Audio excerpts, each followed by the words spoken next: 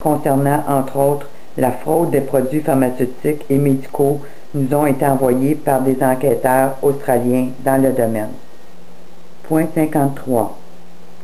Le terme « un nouvel ordre mondial » signifie un gouvernement mondial composé de Nations unies. Les États-Unis étant la plus forte nation de la Terre, il devient dès lors compréhensible pourquoi cette nation à qui revient la responsabilité d'organiser militairement le nouvel ordre mondial par le biais des Nations unies, de même que celle d'organiser l'entraînement des nouvelles troupes policières mondiales. En ce sens, voici de qui se compose le gouvernement le plus puissant de la planète. W.J. Clinton, président, CFR, alors membre du CFR, TC et Bilderberger. William Christopher, secrétaire d'État, CFR et TC. L. Davis, sous-secrétaire d'État, Sécurité internationale, CFR and TC. L. M. Benston, Jr., secrétaire au Trésor, CFR. L. Aspin, secrétaire défense, CFR. F. G. Wisner, sous-secrétaire défense pour la politique, CFR. CFR, c'est Council for Foreign Relations. Alors, c'est comme les Illuminati, mais pour la branche américaine. Aspin, secrétaire défense, CFR. F. G. Wisner, sous-secrétaire défense pour la politique, CFR. B. Babbitt, secrétaire intérieur, CFR et TC. D.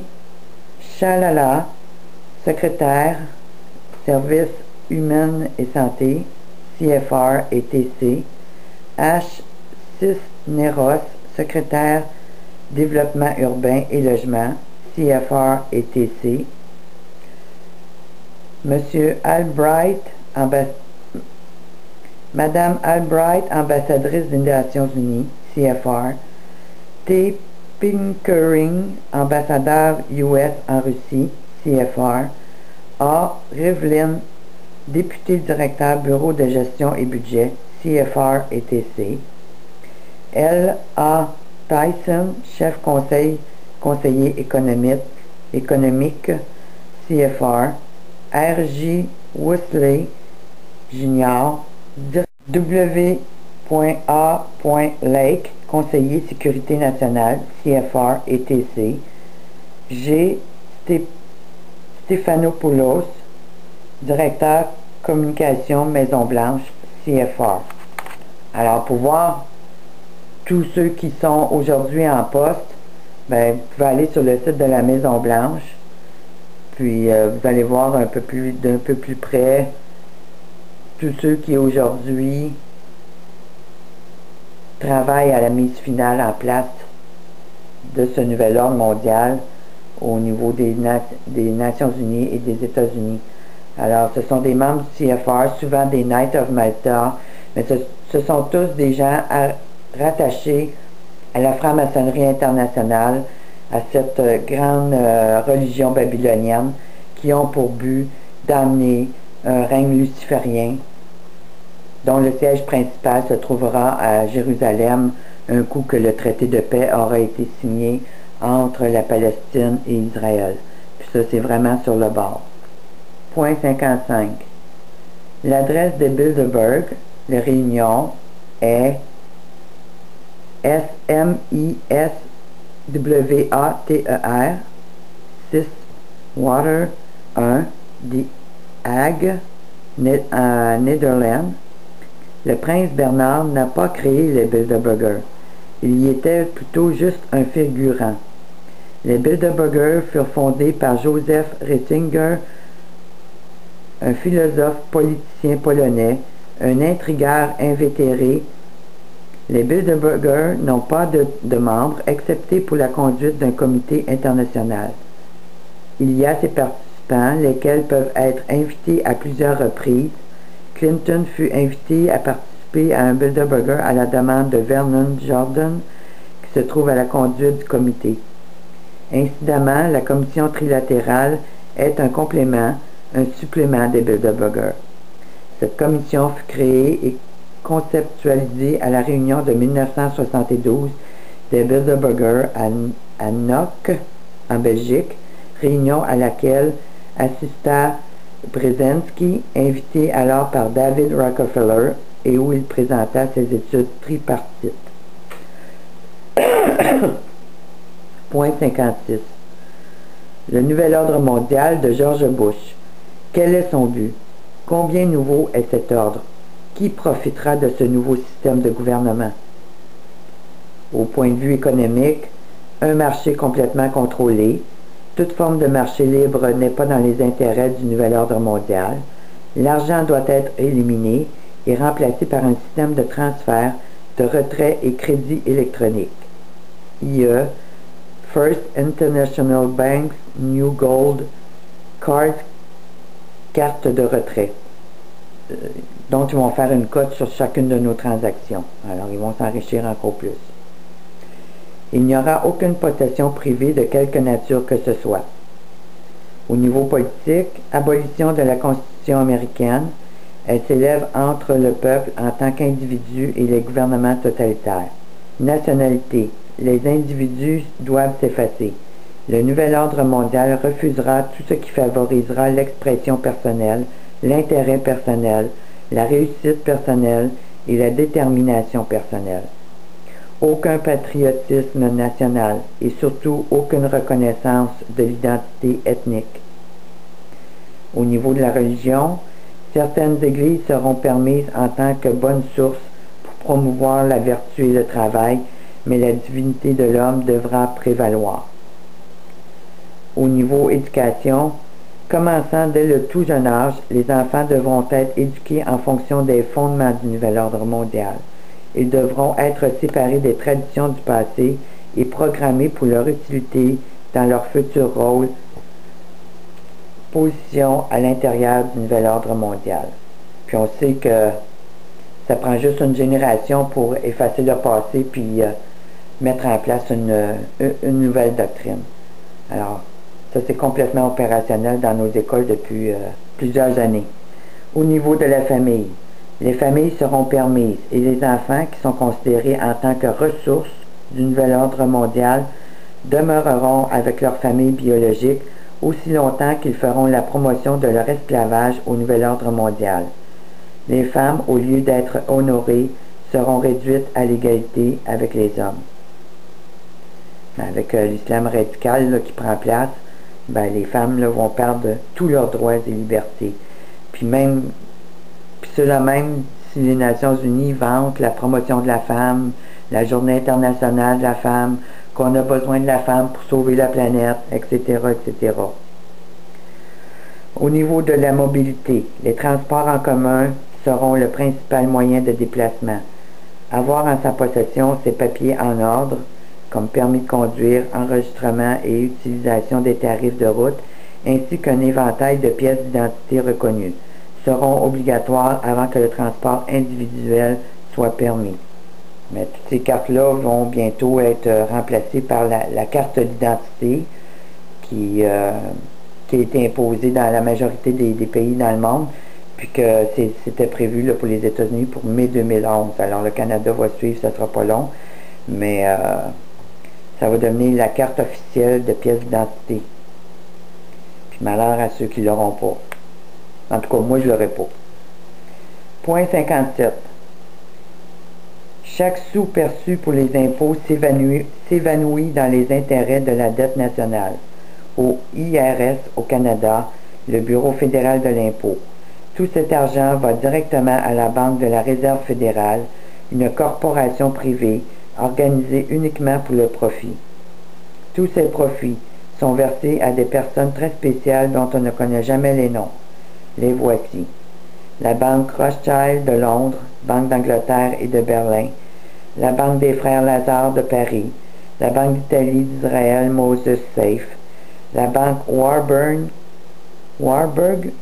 de Hambourg en Allemagne et d'Amsterdam aux Pays-Bas, la Banque des Frères Lehman à New York, la Banque Loeb et Kuhn de New York, la Banque Chase Manhattan à New York, la banque Sachs et Goldman de New York. Qui dit mieux? Alors, votre argent, citoyen canadien et citoyen américain, elle ne sert pas pour le développement de votre pays, puis elle ne sert pas afin que vous puissiez vivre dans un environnement normal. Lexique. FEMA. C'est le sigle utilisé pour signifier Federal Emergency Management Agency. Il fut établi par l'ordre exécutif 12148 et signé pour prendre corps sous Jimmy Carter en 1979. Le plan de FEMA fut écrit par le conseiller NSC de la Maison-Blanche sous Carter, nul autre que Brzezinski, et par un officier du NSC, Samuel Huntington. 4 ans plus tôt, Brzezinski et Huntington avaient ensemble assisté à la conférence annuelle de la Commission trilatérale en 1975 à Kyoto, au Japon, où Huntington fit alors la lecture d'un document de sang séché et qui proclamait la fin de la démocratie et l'imposition d'une forme de gouvernement de gestion de crise. Plus tôt, une revue reliée à la Commission trilatérale, Challenge, avait décrit le concept comme étant fasciste avec un visage de démocratie. Le conseiller NSC, Brzezinski, l'appelait l'âge technétronique. Technétronique signifie des changements sociaux, économiques et autres apportés, rendus possibles par l'évolution de la technologie, de l'électronique et des communications. Un numéro complet de la revue en octobre sera consacré à FEMA et aux autres structures qui seront utilisées pour réaliser les conditions d'établissement du nouvel ordre mondial. Rex 84. En avril 84, FEMA, en conjonction avec le département de la Défense, fit de très grandes manœuvres militaires secrètes à travers tous les États-Unis. 3 petits points, une section déclassifiée des exercices surnommée Rex 84 Bravo démontra d'une manière précise tout le scénario sur lequel les opérations étaient basées au départ. 3 petits points. Selon ces sources, l'un des buts premiers de la vaste opération policière ayant comme nom de code Rex 84 est d'appliquer CAC, Capture and Custody, capture et détention. 3 petits points. 4 des principaux camps de concentration pour civils établis sous le programme Rex 84 sont situés à Fort Chaffee en Arkansas, à Fort Drum à New York, Fort India Gap en Pennsylvanie et Camp A.P. Hill en Virginie. Chacun de ces camps est désigné pour contenir au moins 25 000 prisonniers civils. Garden Plot, programme de contrôle des populations. Cable Splicer, programme sur la prise du pouvoir méthodique des gouvernements locaux et d'État par le gouvernement fédéral. Ce programme implique des unités militaires ayant pour rôle de s'emparer de l'administration des gouvernements locaux et des États. Ce nom fut octroyé par le groupe des affaires civiles de l'armée, et il est sous le plan de l'opération Garden Plot, étant par définition un programme de loi martiale. L.E.A.F. Nouvelle force d'assistance pour l'application de la loi. Il est un produit direct des conférences californiennes Cable Splicer. L.E.A.A.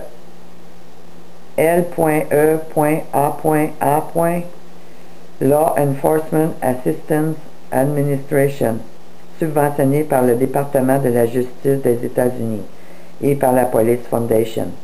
Cette dernière financée par la Ford Foundation.